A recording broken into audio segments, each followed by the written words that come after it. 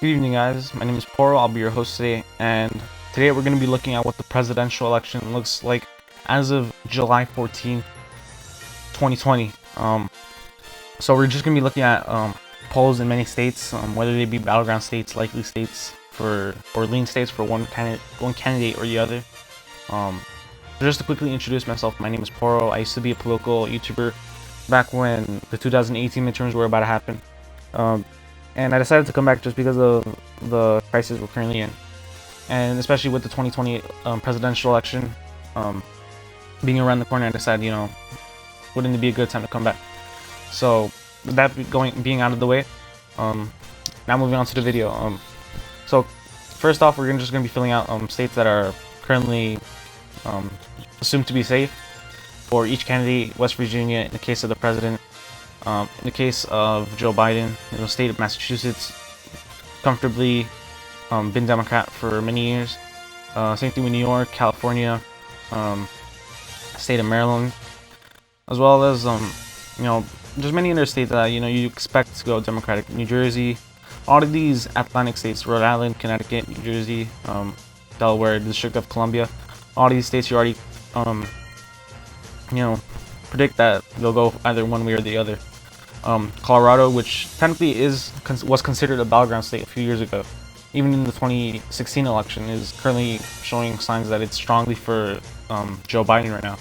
Same thing with the state of Minnesota. People were saying that the state was moving more and more towards the Republican side, and although it is in this election, and the latest polls show otherwise, show Joe Biden with almost a 20-point lead. So definitely there is a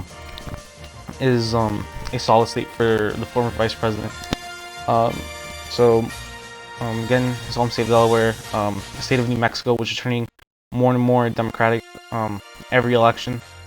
So not really a surprise. The state of Virginia actually is he is ahead by around 12 points, but we'll get back to that since that's more of a smaller lead. Moving on to the president's leads, though, we already filled out West Virginia. We also have Kentucky, Oklahoma. States that you expect to go to the president: North Dakota, 3 electoral votes again. Alabama, Indiana, the vice president's home state, 11 electoral votes. Let's see, Kansas, Montana, again, traditionally Republican states. You wouldn't really expect much of a challenge from the Democrats from in these states. So, with that being out of the way, the rest of the states are either have very few polling or are considered competitive, or considered to be really close states. So we can also fill in Wyoming and South Dakota, along with Idaho, just because of the lack of polling just done there. Same thing with Louisiana, and on the Biden column as well, you can move Washington, Oregon, Hawaii, Vermont too, and Illinois. So the rest of the states are either toss-up states, lean states, or likely states for both candidates. I can also put the state of Nebraska in there just for the time being, just to not go so much in depth. But the rest of the states are either lean, likely, or toss-up states. So starting off with the state of, let's see. Started with the state of Virginia, as I said. Currently, Joe Biden has a 12-point lead there, so that state is currently pretty comfortably in the Biden column. State of Maine, where he's leading by 11 points, that's currently safely in the Biden column. And just because we don't have polling from that second congressional district, that usually is usually a toss-up, as we know Donald Trump carried that in 2016. We don't have that much polling, so for the time being, we're just going to put that as the same thing as the state, which is the lead for Joe Biden by more than 10 points. Moving on to the state of South Carolina, the president also carries that. Same thing with Mississippi and Tennessee. They're around 10 to 8-point leads, around there. So all of them, I'd say, are pretty likely to go for the president.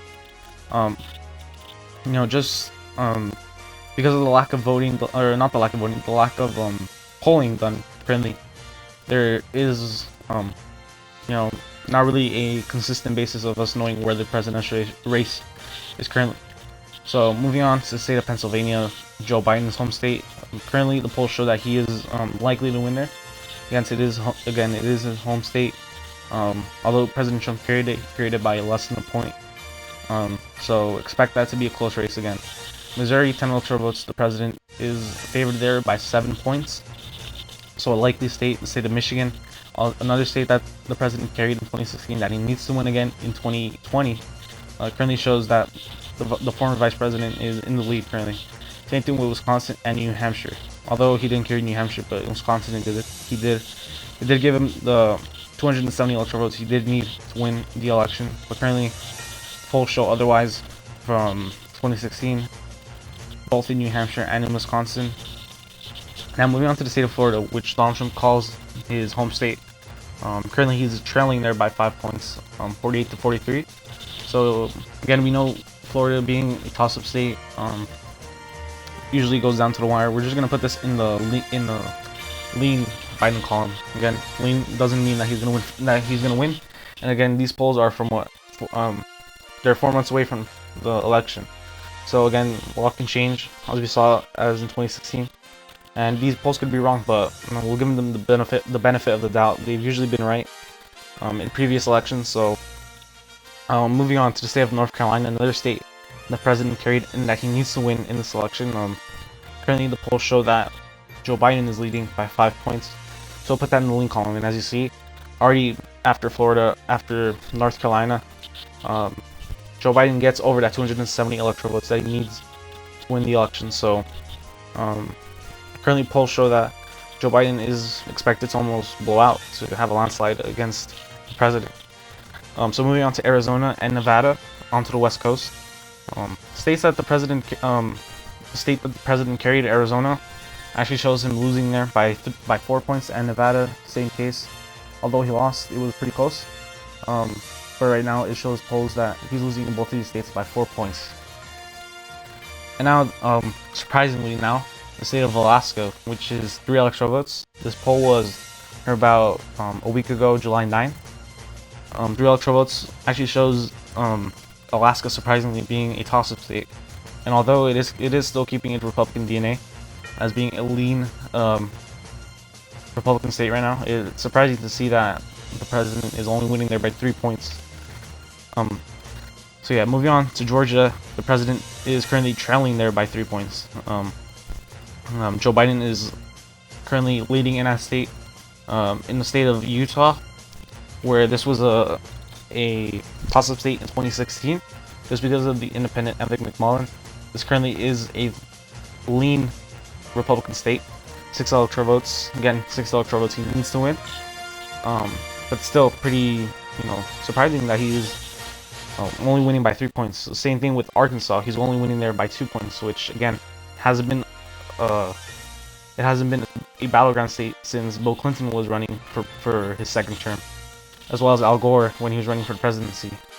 So seeing that it's only a 2-point lead is pretty surprising.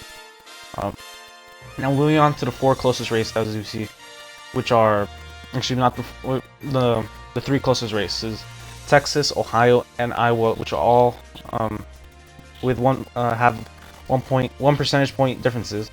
The state of Texas, which handily went to the president 10 points in 2016, is currently trailing there, 46 to 45. So definitely surprising, especially seeing how Texas has voted Republican, for multiple decades now, and seeing it now being a battleground state, let alone having the Democrat in the lead, is surprising to see. Many people predicted that it would take multiple generations or years for Texas to be a Democratic state, but it looks like it could happen this election. Moving on to the state of Ohio, 46 to 45 in favor of Joe Biden. The polls currently show, again, no Republican candidate has ever won the White House without winning Ohio since Richard Nixon. So definitely a must-win for the president. And finally, in the state of Iowa, which he won pretty handily in 2016 by, I want to say 9-10 percentage points. Although it used to be a heavily Democratic state, it's now moved more back to the right.